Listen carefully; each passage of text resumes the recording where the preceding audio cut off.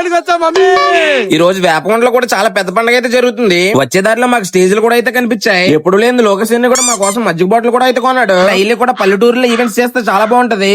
ఈ రోజు మన చేయబోయే స్టేజ్ అయితే చాలా పెద్దది, తెలిసిందే కదా. ఇంక రాగానే పండుగలో తిరగడానికి అయితే వెళ్ళిపోయాం. ప్రతి ఊరు తిరగడం వల్ల అయితే కొత్త కొత్త ఆచారాలు, కొత్త కొత్త పండుగలు అన్ని చూస్తాం. మన ఓజీ ప్రాపర్టీ ఒకటే బిగించడానికి కష్టం అనుకుంటే వీళ్ళు ఏకంగా సెట్లే ఉన్నాయి. ఈ రోజు ఈవెంట్ అయితే చాలా త్వరగానే అయితే స్టార్ట్ అయిపోయింది. ఈ రోజు యాంకర్లు వచ్చేసి కుమారి అక్క, అలాగే బాను.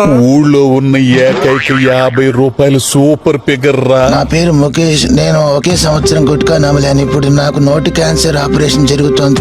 పాపకు పడుకోవడానికి ఇంకెక్కడ ప్లేస్ దొరకలేదు అనుకుంటా. మన వాళ్ళు పాత సాంగ్లు అయితే చేశారు, చాలా బాగా చేశారు. ఈ రోజు మన స్టేజ్ మీద మొత్తం 15 మంది అమ్మాయిలు.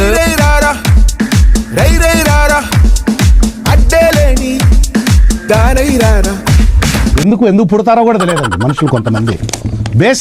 బేసిక్ సెన్స్ ఉండదు. రాజా కూడా ఈ రోజు కొత్తగా కటింగ్ కూడా అయితే చేయించాడు. ఎలా ఉందో కామెంట్ చేయండి. నాకు తెలిసి సినిమాలో కూడా ఎంత బాగా చేయరేమో అంత బాగా చేశారు ఈ సాంగ్ అయితే. ఈవెంట్ బాగా అవుతుందో లేదో తెలియదు కానీ ఇండియా ఎక్కడ ఓడిపోతామని చాలా భయం వేసింది. మన ఈవెంట్ సక్సెస్ఫుల్ అయిపోయింది, అలాగే ఇండియా కూడా అయితే గెలిచింది. నైట్ టైం ఈ చందమామని అలా చూస్తూ అయితే ఉండాలనిపించింది. వాడు కామ పిశాచి.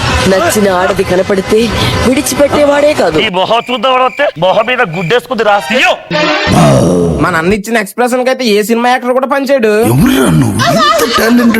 ఇంక ఈవెంట్ అయిపోగానే క్లాస్ కి అయితే బయలుదేరి అయితే వెళ్ళిపోయాం. మిగిలిన విషయాలు రేపు మాట్లాడుకుందాం. ఉంటాం మరి. Bye bye.